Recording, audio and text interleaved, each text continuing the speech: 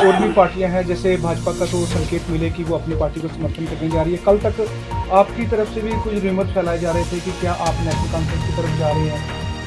मैं और national conference, कल ये सुनने में आ रहा था, राजौरी में कोई रूमर्स था ये। हाँ रिवर्स में कोई, मैं देखो मेरी पार्टी का नाम है डेमोक्रेटिक प्रोग्रेसिव आज़ाद पार्टी। मेरा नाम भी आज़ाद, मेरी सोच भी आज़ाद, न ये लेफ्ट है न राइट है, सेंटर है।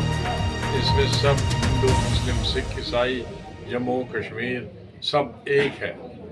तो मैं इन सब की सोच से भिन्न हूँ, अलग हूँ। मैं जब सोचता हूँ तो सब धर्मों के बारे में सोचता हूँ। जब मैं सोचता हूँ तो सब समुदाय के बारे में सोचता हूँ। जब मैं काम करता हूँ तो जो भी अल्लाह ने भगवान ने लोग पैदा किए हैं, चाहे वो हिंदू हैं सिख हैं मुसलमान हैं, मैं उनके लिए काम करता हूँ। तो मैं न दाएं जा सकता न मैं बाएं जा सकता, मैं लोगों के साथ। इलेक्शन रेफर करने की बात की जा रही है यहाँ पे, तो क्या कहना चाहिए? राजौरी जिस तरह की अर्जी दी गई थी कि इलेक्शन को आगे किया जाए, एक्सटेंड किया जाए उसकी तारीख को। हमने भी मांगा है। ये कोई कॉन्स्टिट्यूंसी है, ये सड़क खुलती है मई में, और आज यहाँ आने के एक ही कॉन्स्टिट्यूंसी में, एक ही पार्लियामेंट्री कॉन्स्टिट्यूंसी में एक डिस्ट्रिक्ट से दूसरे डिस्ट्रिक्ट में जाने में 3 दिन लगते हैं और 2 रातें लगती हैं। ये कैसी काम?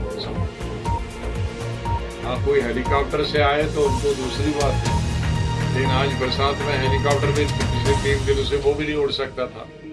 तो इसलिए हमने कहा था जब तक सड़क नहीं खुलेगी, मई में खुलती है, तब तक इलेक्शन नहीं होना चाहिए। क्योंकि आदमी राजौरी पुंछ पब्लिक मीटिंग करके वापस जाता श्रीनगर अनंतनाग पब्लिक मीटिंग करके यहाँ आ सकता है। अब यहाँ जब 7 दिन के लिए आना हो तो यहाँ सब डाक मंगलू तो अधिकतर इलेक्शन कमीशन वाले बैठे हैं, तो लीडर बैठेगा कहाँ, उसकी सिक्योरिटी बैठेगी कहाँ? तो कम से कम अगर ये रास्ता होता तो आप वापस हेडक्वार्टर पे, स्टेट हेडक्वार्टर पे पहुंचते, अपने अपने घर जाते, सिक्योरिटी वाले भी लेते, फिर मैं यहाँ कंप्लेन करता, लेकिन वो नहीं है। तो इसमें लीडरों को भी तकलीफ और वोटरों को भी तकलीफ। और मार्च अप्रैल में तो वैसे जम्मू कश्मीर में इलेक्शन होना नहीं चाहिए। सबको मालूम है कि हमारे जो बरसात, 2 किस्म की बरसातें होती हैं, एक जुलाई अगस्त में और दूसरी मार्च अप्रैल में।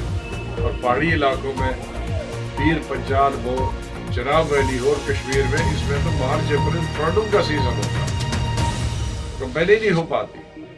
माना 14 दिन होते हैं, उसमें 6-7 दिन बारिश होती है, बाकी 6 दिन में कैसे करोगे? 5 डिस्ट्रिक्ट के कॉन्स्टिट्यूंसी हिंदुस्तान में, यूपी में 5 है और किसी में 4 है, 6 है, एक विधानसभा 500 क्या कहते हैं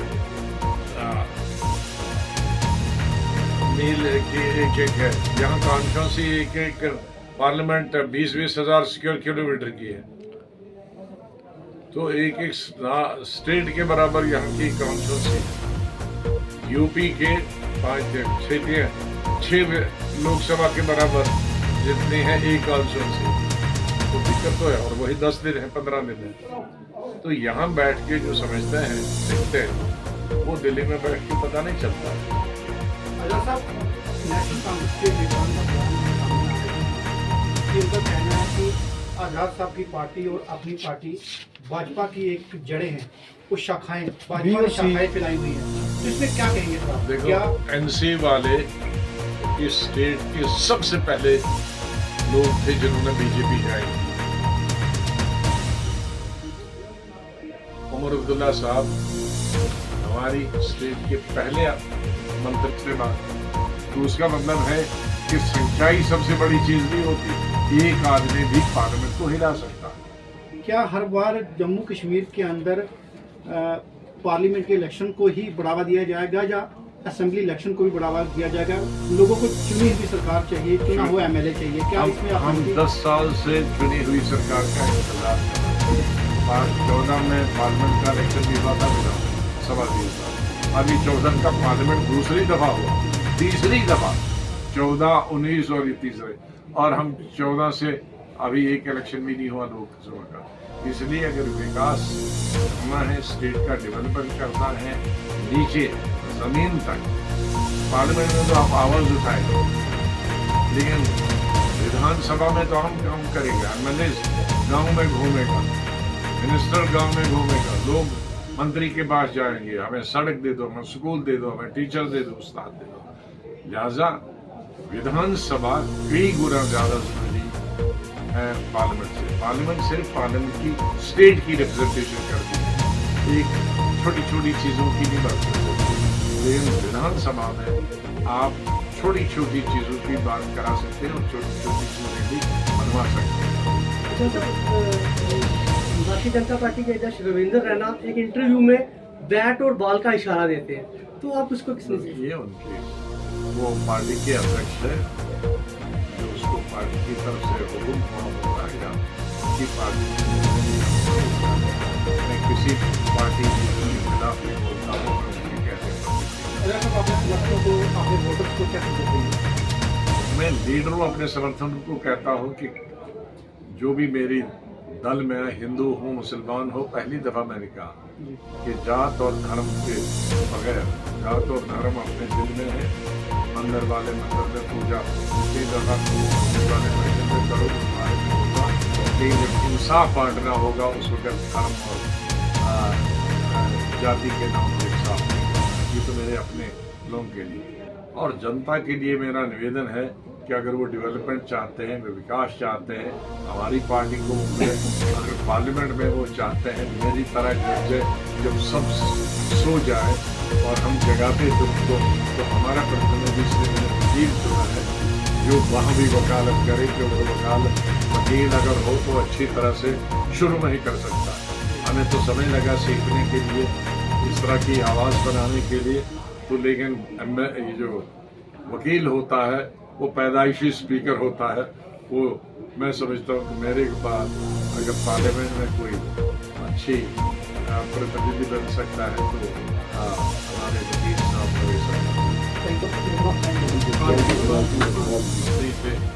जो बीजेपी गवर्नमेंट में मंत्री, अब उसके बाद मैं तो मंत्री नहीं बना, मैं तो एमपी भी नहीं बना, मेरा तो अलायंस भी नहीं हो। वो तो मंत्री रह के आए हैं, 4-5 साल मंत्री रह के आए सेंटर में, और खुद भी बोलते हैं कि मुझे बड़ा गौरव है बीजेपी की मंत्री। तो गौरव उस पर भी है और गालियां भी है। हम किसी को गालियां नहीं देते और गौरव भी किसी पर नहीं है। देखो, मैं कई बार पब्लिक मीटिंग में कह चुका हूं, मैं हर पॉलिटिकल पार्टी वो कोई भी हो, लेफ्टिस्ट हो या राइटिस्ट हो या सेंटर वाला, इस चीज में खिलाफ होंगे। इलेक्शन में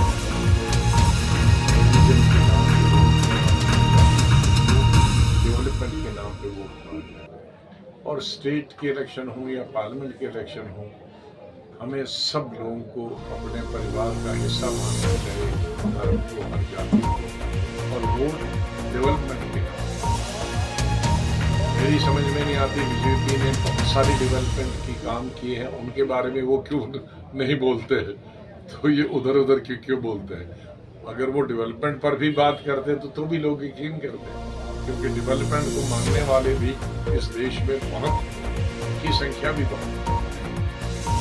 35 से और 370 टूटने के बाद आजाद साहब काफ़ी स्थितियाँ बदली हैं। लोग जो अमीर लोग थे उनके वो और जो ज़्यादा है उनके कारोबार बढ़ गए, जो गरीब लोग, जो गरीबी रेखा से लोग हैं तो नीचे स्तर पर रह चुके हैं। अब इसमें कहीं ना कहीं लोगों को परेशानियाँ आ रही हैं। काफ़ी मैं पार्लियामेंट में भी का विरोध किया, नहीं चाहिए और आज भी और 35A से, और मैंने पार्लियामेंट में जब बताया तो बहुत सारे लोगों को J&K के पॉलिटिशियनों को पहली दफा मालूम हुआ कि ये 35A किसने बनाया।